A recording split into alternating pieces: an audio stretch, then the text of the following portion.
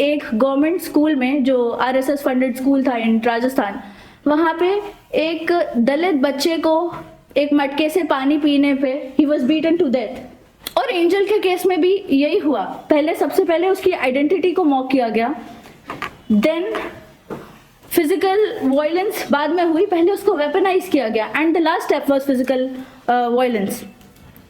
तो ये सिर्फ एक इंडिविजुअल ब्रूटैलिटी नहीं थी, ये एक सिस्टमैटिक फेलियर था। जैसा हमारे सीनियर्स ने अभी डिस्कस करा, रोहित वेमुला का केस, नजीब अहमद का केस, इसी के साथ साथ I would also like to highlight doctor Nusrat Parveen, जिसका वेल खींचने की अभी जुर्रत की एक बहुत ही रिनोड पर्सनैलिटी ने। Judgement on how I dress, judgement on how I speak, and judgement how visible my identity is.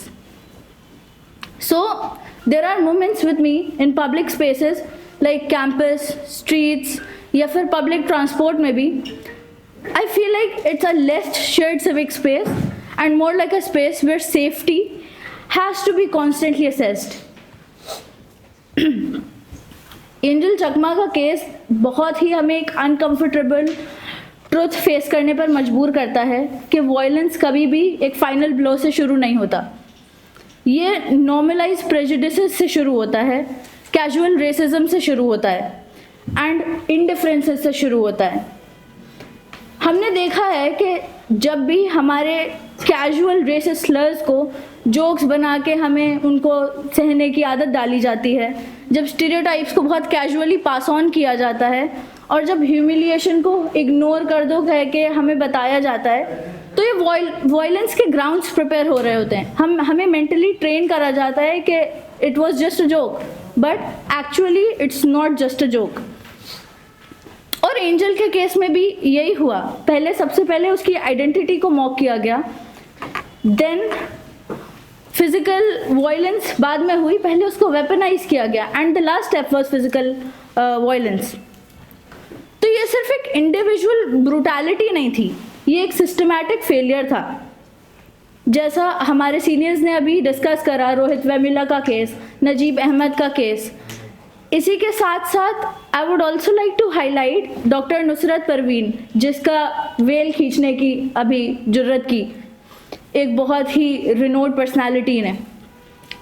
And not only doctor Nusrat Parveen, हम माइनर्स को भी इस चीज़ में इंक्लूड करें। इन 2022 आई गेस हम सबको ये न्यूज़ पता चली होगी कि एक गवर्नमेंट स्कूल में, जो आरएसएस फंडेड स्कूल था इन राजस्थान, वहाँ पे एक दलित बच्चे को एक मटके से पानी पीने पे ही was beaten to death, which is very inhuman and deeply concerning.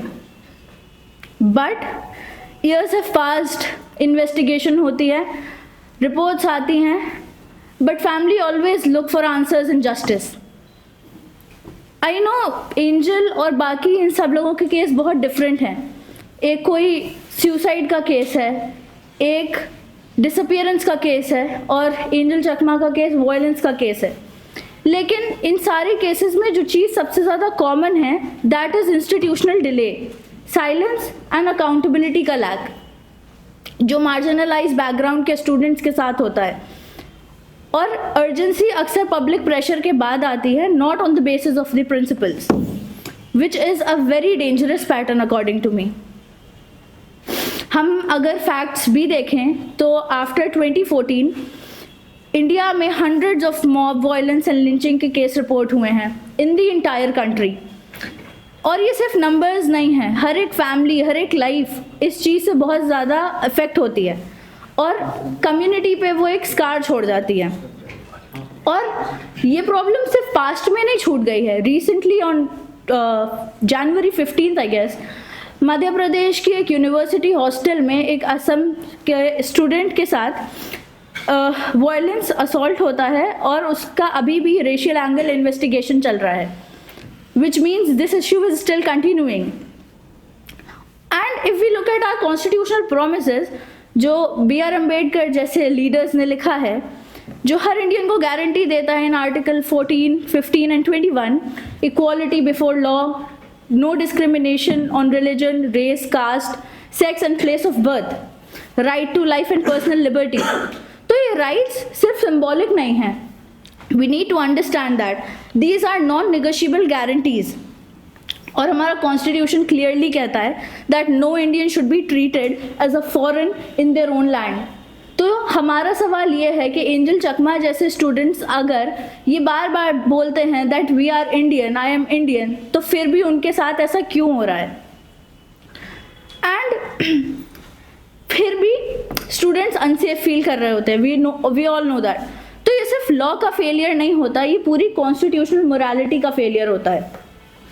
And बहुत सारे लोग फिर भी इस ऑडासिटी के साथ पूछते हैं कि इससे क्या मैटर हो गया, कि फिर भी इसको इग्नोर किया जाता है, बेहिसी दिखाई जाती है। जबकि आइडेंटिटी बेस्ड वायलेंस सिर्फ एक फैमिली का लॉस नहीं होता। जब भी कोई नॉर्थ ईस्ट का स्टूडेंट इन सारी चीज़ों से गो थ्रू करता है, उसको मॉक किया जाता है उसके फेशियल फीचर्स की वजह से, जब एक विमेन को उसके कपड़ों की वजह से जज किया जाता है, उसको हरास किया जाता है, या अगर किसी दलित यूथ को उसके कास्ट की वजह से हरास किया जाता है, and if I include my self, अगर किसी मुस्लिम औरत को उसके नकाब या हिजाब के लिए जज, डिस्क्रिमिनेट और हरास किया जाता है, तो ये सब मिलकर एक ऐसा एनवायरनमेंट क्रिएट करते हैं जहाँ डिग्निटी कंडीशनल बन जाती है। So I have a few actionable demands. I'll continue that later, inshallah. That's all I would like.